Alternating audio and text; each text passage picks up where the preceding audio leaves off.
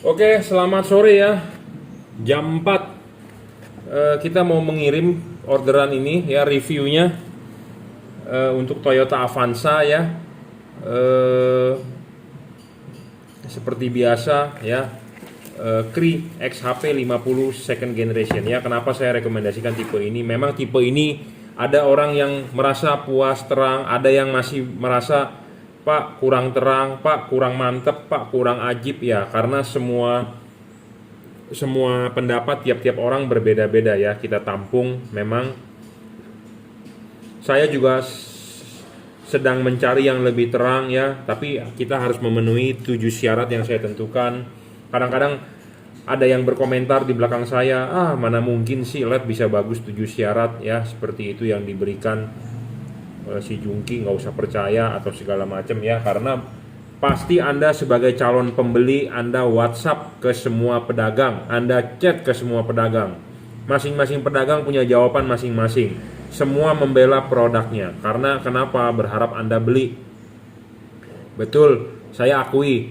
Saya juga akan membela produk yang kita jual atau produk yang kita pasarkan, ya, seperti itu. Karena namanya menjual, pasti kita harus berbicara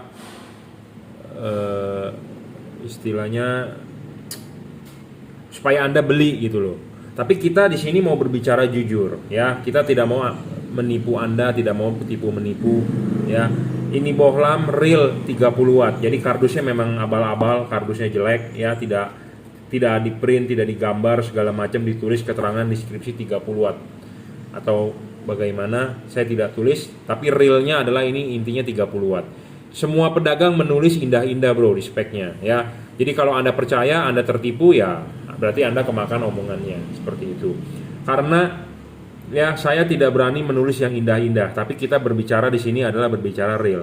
Ini bohlam cuma 30 watt, cuma 30 watt, tidak bisa lebih dari 30 watt. 40 watt tidak bisa, 60 watt juga tidak bisa ya. 30 watt low beam itu lampu dekat, 30 watt high beam. Bukan berarti bohlam ini 60 watt, bukan. Bohlam ini cuma 30 watt. Kenapa? Karena pada saat lampu dekat ya, chip yang ada payungnya ini di depan ini yang nyala 2 buah 30 watt. Pada saat high beam dia pindah ke bawah 30 watt juga. Jadi bukan 60 watt. Kadang-kadang ada pedagang yang mengakali Anda, bilangnya 60 watt di spek di kardusnya, tapi diukur pakai wattmeter cuman kecil, dia bilang, oh totalnya apa high dan low ditotalin jadi 60 watt pak. Enggak, bukan begitu ya. Ini bohlam cuma 30 watt, 30 watt low beam, 30 watt high beam. Jadi realnya berapa bohlam ini? 30 watt, bukan 60 watt, bukan penjumlahan ya. Bukan penjumlahan. Anda lihat bohlam H4 tertulis 55 per 60. Artinya bukannya bohlam itu 115 ya, 55 tambah 60, bukan bohlam itu 115, bukan kan, 55 per 60. Kalau ini ngomongnya bohlamnya 30 per 30 ya. Kalau di halogen kan ada tulisannya tuh 55 per 60 watt. Jadi artinya low beamnya 55, high beamnya 60 watt. Ini bohlam 30 watt per 30 watt. Jadi 30 watt low beam, 30 watt high beam ya, seperti itu. Bohlam ini yang saya sebutkan 30 watt itu real. Jadi realnya itu diukur berdasarkan wattmeter ya. Anda bisa beli sendiri wattmeter di luaran, banyak yang jual, Anda bisa coba sendiri ya. Anda set power supply Anda 12, sekian ya, atau Anda ngetes pakai aki ya. Nah, di sini akan terbaca ampernya dan wattnya berapa ya. Tentu bohlam watt makin gede makin bagus, memang saya akui makin terang, tapi kita mempunyai syarat lain ya. Wattnya gede harus stabil, jangan nggak stabil. Intinya seperti itu. Banyak bohlam di luaran wattnya gede 40 watt. Memang ini saya akui masih ada yang mengcompare, Pak kurang terang bohlamnya. Yang sudah beli juga yang mengeluh kurang terang juga banyak. Saya ngomong apa adanya to the point. Tapi yang merasa sudah lebih oke juga banyak. Jadi tergantung ya, tergantung orang-orang seperti bagaimana. Tapi saya di sini berbicara jujur, ini adalah cuma 30 watt, 3100 lux ya, diukur menggunakan like meter ya. Saya tidak membohongi Anda, jadi 30 watt real seperti itu ya. 30 watt ini kita berbicara adalah berdasarkan wattmeter tuh 29,8 ya wattnya. Nah, banyak LED di luaran juga ya, pedagang yang mencoba sebentar saja Memang wattnya gede pertama kali nyala, tapi kemungkinan setelah dinyalakan 5 menit, 10 menit dia turun. Nah, bohlam itu tidak boleh ngedrop. Kalau ngedrop itu namanya jelek. Ya, makanya syarat pertama watt dan luxnya harus gede. Syarat kedua adalah harus stabil, tidak boleh ngedrop. Bohlam ini sudah saya uji, 30 watt ya 30 watt. Ya, tidak boleh ngedrop. Ngedrop 1-2 watt Chengli. Tapi kalau ngedropnya 10%, 20%, apalagi sampai 50% itu not good, ya.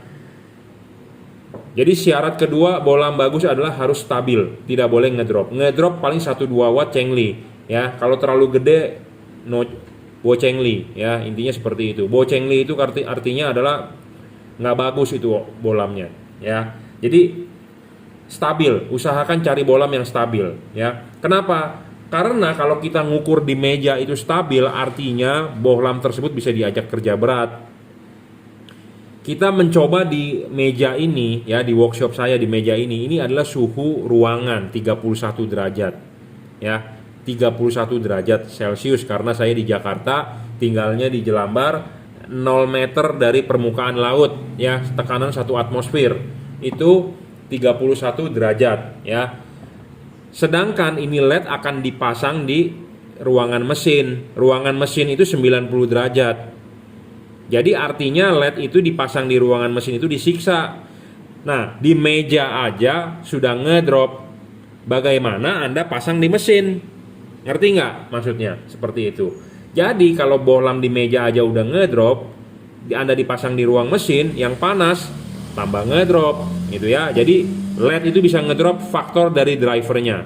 Kedua, faktor dari panas itu ngedrop. Di mana-mana tembaga kalau kena panas, penghantar kena panas, konduktor hambatannya meningkat, ya. Hambatannya meningkat itu sekolah SMP, SMA tuh fisika ada, ya. Panas ngedrop. Intinya begitulah. Peralatan elektronik semua kalau panas ngedrop. Panas itu merugikan, kasusnya di lampu. Di sini maksudnya. Panas bisa menguntungkan, contohnya Anda goreng telur perlu panas. Kalau nggak ada panas telur nggak bakal matang. Ya, jadi panas kalau dimasak, gosok, manggang, roti menguntungkan, tapi di sini panas merugikan. Jadi tidak boleh panas. Ya. Jadi maksud saya adalah syarat kedua harus terpenuhi, tidak boleh ngedrop. Kalau ngedrop Anda rugi. Ya, Anda rugi. Nah, syarat ketiga ini penting, Bro. Kita mengkonversi dari halogen ke LED. Reflektor Anda itu punya halogen. Ya. Jadi cut off-nya akan bagus di halogen. Ya, jadi ini ada contoh reflektor. Saya reflektor begini banyak, Bro. Saya ngumpulin, tapi saya tidak taruh di workshop, saya taruh di rumah saya, di kamar, ya. Ada satu kamar, memang kamar kerja saya, buat nyeting, ya, malam biasanya. Ya, saya cuma taruh di sini kenapa? Karena di workshop saya berdebu, kotor, ya. Jadi reflektor rusak semua, ya. Jadi ini kita pakai yang bekas-bekas aja, tapi kita buat memamerkan Anda, mendemokan ke Anda, ya. LED itu harus bisa di-adjust. Apa sih maksud di-adjust? Ya, kenapa halogen nggak perlu di-adjust tapi LED perlu di-adjust? Karena halogen itu kita mengkonversi dari halogen ke LED. Jadi kita butuh LED yang adjustable. Adjustable lebih bagus lah dibandingkan Anda flick focus, gitu ya. Kenapa? Karena ya kita mengkonversi, karena reflektornya ini punya halogen, ya. Jangan lupa kalau Anda masang, ya, ininya dulu dilepas. Ini kan datang bohlamnya begini nih, ya. Lepas dulu ininya, ya. Pasang kaki tiganya, pasin dulu, jangan sampai tidak pas, ya. Pasti harus pas, 3 kaki harus pas. Jangan begini udah dipasang, pokoknya harus pas. Dilihat dari depan adalah mulus, ya. Harus pas, sudah pas, klipin, baru pasang karet, ya, baru pasang karet. Jadi karet harus di tengah, bohlam terakhir masuk belakangan, ya, seperti itu. Jadi seperti ini aslinya, ya. Karet harus masuk dulu, ya, karet harus masuk, baru terakhir bohlam, ya, baru terakhir bohlam seperti ini, ya. Selalu saya ngomong, demoin, arahkan jam 11, jam 12, ya. Jadi arahkan jam 11, jam 12. Dia miring, kenapa nggak lurus, tegak lurus? Ada tujuannya, Bro, supaya bagian yang bayangan gelap tidak langsung nemplok di bagian atas, karena reflektor bagian atas itu bagian paling penting, bagian krusial, bagian yang paling penting lah intinya. Kalau Anda pakai HID atau pakai halogen watt gede, pasti rusak di bagian atas, bukan rusak di samping atau bukan rusak di bawah. Pasti di bagian atas yang rusak. Kenapa? Karena reflektor bagian atas itu fungsinya adalah untuk memantulkan cahaya supaya padat di jalan. Nah, kenapa saya bilang geser ke jam 11? Jangan di jam 12 begini. Harus begini. Kenapa? Supaya bayangan gelapnya tidak terkena di center, tidak terkena di pusat, tapi agak miring sedikit. Ya, jadi agak ngebuang. Walaupun ini bolam ini bayangan gelapnya tidak besar dan tidak gelap, tapi tetap bayangan gelapnya kenanya di sini aja, jangan di tengah. Ya, seperti itu. Makanya kenapa kita perlu bolam yang bisa di-adjust kanan kiri, ya. Jam 11, jam 12, nggak harus jam 11, nggak harus jam 12. Kadang 11.30, kadang 11.40, ya, 11.45 biasanya. Kenapa? Karena kita untuk mencari cut off, ya, mencari cut off-nya supaya yang bagus, JDM, Japanese Domestic Market, ya. Nah, barang sebelum dikirim kita akan kalibrasi. Apa yang dikalibrasi itu ininya, payungnya. Jadi pas pada saat pemasangan begini saya berusaha payungnya sehorizontal mungkin, ya, payung ini sehorizontal mungkin. Walaupun ininya miring, tapi payungnya harus sehorizontal mungkin. Kenapa? Ya untuk membentuk cut off seperti itu. Ya, soal bayangan gelap kita akan praktekin. Bayangan gelap ini LED, ya, tidak terlalu besar kok. Tuh, tidak terlalu gelap ya di tembok. Ya. Kalau yang gelap sekali ya ini seperti tangan saya naik, nah itu gelap tuh. Ya, tangan saya menutupi gelap. Tapi kalau ini samar-samar ya. Samar-samar. Kenapa? Karena chipnya ini ada lensa. Ya, sebenarnya lensa ini membantu dia sebenarnya, ya. Saya ada LED yang lensanya kita papas, hasilnya malah nggak bagus. Lensa itu membantu untuk pembiasan, ya, seperti itu. Nah, hal yang penting kita adalah mengkonversi dari halogen ke LED. Makanya Anda harus cari LED yang payungnya seperti halogen, mangkoknya seperti halogen. Jangan mengikuti sisa-sisa besi atau sisa-sisa daging dari body ini. Karena kalau begitu agak susah untuk dikalibrasi. Kalau yang begini gampang bro, mau dikalibrasi. Kita tinggal buka, kita tinggal copot, kita tinggal gerinda. Selesai, ya. Keempat, serviceable bolam ini bisa diservis dalam arti chipnya, selama stok chipnya ada, ya. Kelima, bolam tidak boleh storing.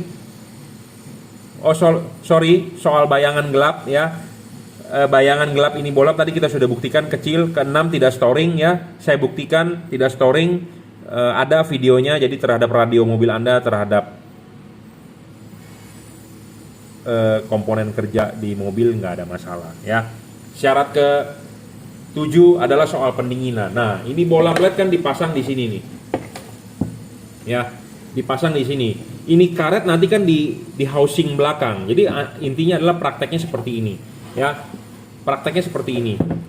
Nah, bohlam ini, ya, ini heatsink makin gede makin bagus, makin tinggi makin bagus, makin lebar makin bagus. Kenapa? Untuk pendinginan. Kenapa sih LED butuh kipas? Kipas itu untuk pendinginan, ya. Dia berputar meniup, jadi supaya ditiup ini angin panasnya pergi, ya. Sedangkan kalau Anda masang mesti dengan karet, jadi karet ini menutupi bagian heatsink. Jadi kipas ini berputar, anginnya nggak bisa keluar, nggak bisa tembus. Tadi saya sudah berbicara di awal. Satu, di ruangan mesin panas 90 derajat, ya. Si LED nyala juga panas.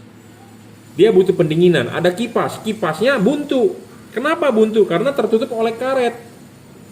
Jadi si LED itu nyala tidak ada pendinginan. Makanya kenapa banyak orang bilang, Pak, LED saya kok cepat mati, Pak, LED saya kok ngedrop. Nah, itu faktor itu. Makanya saya membuat syarat bukan ngasal, ya. Syarat ke-7 itu harus heatsinknya makin gede. Walaupun dia sudah pakai heat pipe, walaupun dia sudah pakai apa, tetap kan perlu kipas. Nah, makanya kipas itu meniup, harus ininya ada space supaya ditiup anginnya bisa keluar dong. Bener nggak? Misalnya kalau ini tertutup juga, anginnya buntu, mau lari kemana itu angin. Nah, makanya banyak orang bilang begini, saya udah pasang, saya udah coba nyalain, terus saya pegang bagian belakang kok keluar angin. Tahu nggak itu kenapa? Anginnya sebenarnya bukannya tiupnya ke belakang, tapi tiup ke depan. Karena buntu, muter terus, mau nggak mau dia anginnya balik. Seperti itu. Makanya kenapa kipas menjadi tidak awet. Anda tahu nggak? kipas itu harus muter begini, anginnya tiup ke situ, tapi di situ buntu, dia balik, makanya ada tekanan balik, makanya kipasnya cepat rusak. Jadi kipasnya bekerjanya lebih berat, lebih ekstra. Nah itu makanya pilihlah LED yang bagus, pilihlah LED yang benar sesuai dengan 7 syarat yang saya bilang. Anda mau beli dimanapun bebas, ya. Tapi Anda ada keuntungan beli di saya kalibrasi, saya setting buat mobil Anda mobil apa. Karena ya tiap-tiap reflektor itu mempunyai karakter sendiri. Ini garis ini ada di semua reflektor H4. Mau mobil apapun, mau mobil Jepang, Korea, Eropa, mau mobil Amerika, kalau H4 ada, ya. Nah, ini bukaan ini tuh harus kita sesuaikan dengan cut off supaya hasilnya lebih maksimal, ya. Memang kita memaksimalkan, ya, tugas saya adalah memaksimalkan, tapi memang kalau buat Anda yang mau mencari perfect, halogen perfect. Soal cut off. Kenapa? Karena reflektor ini didesain buat halogen, bukan buat LED. Kita hanya mengkonversi dari halogen ke LED. Ya, yang penting adalah payungnya dulu. Anda lihat bohlam Philips, ya. Philips itu termasuk kategori bohlam yang cut off-nya bagus. Cut off bohlam Philips bagus, tapi tidak terang. Saya ngomong apa adanya to the point. Kalau Anda nggak percaya, Anda boleh beli. Ya, Philips kenapa cut off-nya bagus? Dia karena menggunakan payungnya sama seperti ini, sama seperti halogen. Sedangkan bohlam-bohlam aftermarket merek-merek lain kebanyakan dia menggunakan daging dari body. Philips cut off paling bagus dibandingkan Osram yang bohlam-bohlam yang branded ya, bermerek. Kenapa? Karena Philips payungnya menyerupai halogen. Nah, makanya kenapa saya bilang ini menyerupai halogen. Menyerupai halogen, jadi supaya cut off-nya bagus. Memang kalau mau bagus pakai halogen. Kita hanya bisa mengkonversi dari halogen ke LED, ya kita setidaknya dimaksimalkan 90% lah, ya. Jadi buat Anda yang mencari cut off-nya bener-bener rapi, ya halogen perfect lah, ya. Tapi kalau Anda mau mencari yang bisa kita maksimalkan, ya Anda beli bohlam ini, ya, seperti itu. Anda bebas, nggak harus beli di saya, yang penting Anda kalau bisa ketemu bohlam 7 syarat itu, Anda boleh beli, ya. Kasih tahu saya juga. Siapa tahu saya mau ikut jualan, ya. Jadi bukan hanya watt dan luxnya gede. Memang saya juga mencari bohlam yang wattnya lebih gede. Terus terang saya mencari. Saya juga jual mau yang paling terang sebenarnya. Tapi dari sisi lain terang doang nggak cukup karena ada 6 syarat lain. Ya, 6 syarat lain lebih penting dibandingkan 1 syarat itu. Terang doang, pendinginan nggak bagus, bohlamnya ngedrop, jadi nggak terang buat apa? Terang doang kalau fokusnya jelek, cut off-nya jelek, juga sinar yang nggak napak di jalan, buat apa? Ya, seperti itu. Terus ada masalah lain, storing terhadap radio mobil, ya, pemasangan sulit misalnya. Bohlam ini kabelnya sudah dirajut oleh nilon, jadi tahan tarik. Driverless, lebih enak, jadi tinggal colok soket ke asli bawaan mobil, tanpa perlu kabel set, kabel-kabel ini itu, colok saja ke soket asli bawaan mobil, udah langsung nyala. Ya, seperti itu. Dan yang penting juga harus stabil bohlam itu, ya, tidak boleh ngedrop, ya. Cukup reviewnya, ya, sudah saya ulang-ulang. Dan ingat ya, pemasangan bohlam ini tanpa ada bobok-bobok karet original, tanpa ada potong-potongan, ya. Nah, yang Anda perlu ketahui, ya, bohlam ini tidak ada tembus ke depan. Jadi antara bagian sini, ya, ke sini dengan ke sini tidak ada hubungan. Hubungannya adalah di pendinginan di bagian batang tengah Cooper, ya. Jadi tidak ada hubungan udara dari sini ke sini, karena banyak yang komplain setelah ada yang curhat ke saya, Pak, setelah saya pasang LED kok headlamp saya banyak debunya ya, padahal karet sudah rapat. Nah, pas dia fotokan ternyata ininya bolong. Jadi memang ada LED yang ininya bolong. Jadi kipas ini berputar, anginnya itu bisa masuk lewat tengah sini. Jadi Anda tahu dong, ruangan mesin pasti kan kotor, berdebu. Kipas berputar, niupin angin ke dalam, masuk lewat sini, jadi headlamp Anda berdebu. Nah, Anda perlu ketahui pendinginan dari lampu ini tidak ada hubungan. Ya, ini adalah bagian yang di ruangan mesin segini. Yang di situ adalah bagian yang di dalam headlamp yang harus kedap udara dan kedap air. Jadi angin itu hanya bisa berputar di bagian sini aja sirkulasinya. Jadi tidak ada hubungan dengan headlamp di dalam. Karena kalau ada hubungan headlamp di dalam, debu masuk bro. Partikel kecil bisa masuk. Memang 1-2 hari nggak kelihatan. 1-2 bulan, 3 bulan, 6 bulan, headlamp Anda numpuk debu. Ya, seperti itu. Ya, saya kasih lihat lagi. Jadi ini angin bisa berputar, bisa keluar dari celah pinggir-pinggir sini. Ya, kalau tidak bisa keluar artinya angin buntu. sama dengan Anda membunuh LED dengan cara pelan-pelan. Jadi Anda beli buat Anda bunuh itu LED. Terus si pedagangnya kasih garansi, rusak Anda akan tuker terus ke si pedagang itu. Satu kali tuker oke, kedua kali tuker dia mulai males-malesan, pasti ya. Kenapa? Karena saya sudah berpengalaman bro. Saya sudah berpengalaman bermain lampu ya, sudah 15 tahun. Di HID itu banyak sekali komplain ya. Nah makanya kita menjual LED itu hati-hati. Saya juga mencari distributor ya. Jadi kenapa mencari distributor? Jadi mereka yang menanggung soal garansi ya. Produknya bagus, garansinya bagus, kita akan jualkan. Jangan menuduh saya untung besar, karena saya sistemnya adalah komisi terus terang.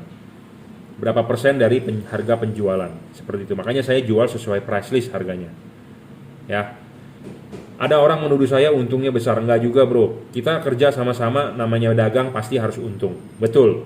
Tapi saya lebih safety, lebih aman saya ngambil dengan distributor. Kenapa? Kalau ada rusak saya tukar ke distributor. Walaupun bisa servis, kalau sudah garansi habis kita bisa servis. Tapi lebih baik kalau ada distributor kita tukar ke distributor. Saya tidak menanggung kerugian, seperti itu. Ya, seperti Automax. Anda tahu dulu dijual garansi. Sekarang Automax dia distributor tidak mau menjual garansi. Kenapa? Banyak komplain distributor importir rugi. Seperti itu ya. Jadi Anda harus hati-hati dengan yang kata-kata garansi ya, garansi 1 tahun, 2 tahun. Anda harus perhatikan itu distributornya masih ada nggak 6 bulan ke depan gitu ya. Jadi jangan hanya mengejar harga murah, garansinya panjang, tapi Anda harus pikirkan distributor itu ada nggak 6 bulan ke depan, dia bisa survive nggak 6 bulan ke depan, seperti itu. Karena banyak teman-teman saya ya, istilahnya nyemplung sebentar, wah kotor nih di dalam nih, pusing bro garansian, cabut ya, padahal dia bilang garansinya 2 tahun. Hati-hati ya, saya orangnya to the point, ngomong apa adanya. Mohon maaf ya untuk para pedagang yang kalau tersinggung ya, saya ngomongnya ceplos-ceplos nih, buka kartu juga karena saya berdagang juga, saya hobi juga ya. Kenapa saya bisa bertahan 15 tahun ya, karena semua barang yang kita jual kita ambil dari distributor. Saya banyak barang stok-stok lama, tahu nggak dari mana? Dari distributor yang tutup toko, yang barangnya udah nggak mau dijual. Makanya saya masih bilang ada stok lama proyektor ini, ada stok lama HID ini. Ya itu karena toko-toko yang lama yang bangkrut itu udah nggak mau menjual, angkat tangan ya saya ambil barangnya, seperti itu, dijual murah. Ada yang dijual murah, ada yang temen ya udah dikasih, lu udahlah betlah lu makan aja, gue udah nggak mau main lagi, capek ya, seperti itu ya. Oke, jadi penting ya 7 syarat itu saya ngomong apa adanya, to the point. 1, saya ulang, watt dan luxnya harus gede. Kedua, harus stabil. Ketiga, adjustable, penting. Keempat adalah serviceable. Kelima adalah soal bayangan gelap. Keenam adalah tidak storing. Ketujuh adalah soal pendinginan. Habis ini barang akan kita kirim ya, sebelum kita kirim akan kita kalibrasi ulang ya. Misalnya untuk Toyota Avanza ya akan kita ukur sudut ininya nih. Headlamp ini tiap-tiap headlamp mempunyai sudut tertentu bro. Ya, sudut ini bukaannya beda-beda karena tergantung dia punya bentuk parabolanya. Ya, jadi penting ada hubungan dengan bukaan ininya nih, mangkoknya ya. Saya juga jujur terus terang belajar ya. Saya nggak sempurna, saya juga belajar ya. Saya juga mempelajari tiap-tiap bolam ya. Terutama di Philips, terutama di Osram yang OEM, terutama di halogen ya. Kenapa mereka cut off-nya bisa dibentuk bagaimana? Memang saya tidak share videonya dulu juga, saya tentang 7 syarat itu juga saya tidak share di YouTube. Tapi pelan-pelan kita share supaya Anda sebagai calon pembeli tahu ya. Padahal 7 syarat dulu ada 6 syarat sebenarnya. 7 syarat saya tambahkan beberapa waktu yang lalu ya. 6 syarat itu kita pegang sendiri. Jadi saya harus tahu nih bolam harus bagus ini yang begini. Tapi sekarang kita share supaya Anda sebagai calon pembeli tahu ya. Nah, saya belum share bagaimana caranya saya tahu mengukur bagian cut off atau bagian bukaan. Tapi di video-video saya sebelumnya udah pernah tuh kita buka ya. Kalau Anda penonton saya rajin, memang jujur terus terang video saya banyak ya. Tiap hari lahir video baru. Tapi ada video-video yang kalau Anda rajin menyimak, ada waktu ya. Di situ sebenarnya Anda bisa dapat clue-nya. Ada ya cara bagaimana membuka ini, menghitung ini ya. Memang saya tidak umbar, kenapa? Karena ya pelan-pelan lah kita share ya. Karena itu merupakan dapur saya ya. Anda punya restoran, tentu resep dapurnya Anda nggak mungkin kasih tahu orang gitu ya. Tapi pelan-pelan kita sharing supaya Anda yakin dengan produk saya. Memang review saya ini juga Anda nggak harus percaya 100% karena ini kan merupakan pemikiran saya. Kalau menurut pemikiran Anda nggak masuk, ya nggak usah beli gitu ya. Saya juga tidak mau membohongi Anda. Saya ngomong apa adanya, ini bohlam cuma 30 watt ya, nggak bisa lebih terang daripada 30 watt ya. Ada yang puas, ada yang kurang puas, karena semua memang tergantung juga dari mata kita, dari kaca film mobilnya ya, dari mata kita juga, dari kondisi lingkungan juga ya. Oke, saya rasa cukup ya reviewnya. Kalau ada salah kata saya minta maaf, ada yang belum sempurna akan kita sempurnakan. Oh ya, satu hal lagi, buat Anda yang sudah beli LED-nya ya, videokan ke saya bagaimana hasilnya ya, kurang puas, kurang terang, cut off-nya ya. Sebutkan mobil apa, pakai tipe LED apa ya, belinya di mana, kirimkan videonya ke YouTube ke WhatsApp saya akan upload ke YouTube ya. Ngomong apa adanya, bebas ya, yang penting sopan kata-katanya. Videokan dengan posisi kamera tidur, jangan berdiri ya. Back sound kalau bisa clear ya, mati, jadi jangan sampai ada suara radio atau bagaimana jadi mengganggu. Jadi suara Anda aja murni. Jadi ini misalnya seperti begini, saya pasang di mobil Avanza ya, tipe lampu ini, hasilnya bagaimana, kurang puas, kurang bagus ya, Anda ngomong segala macam ya. Terima kasih yang sudah mau memberikan reviewnya ya. Saya rasa cukup reviewnya, terima kasih.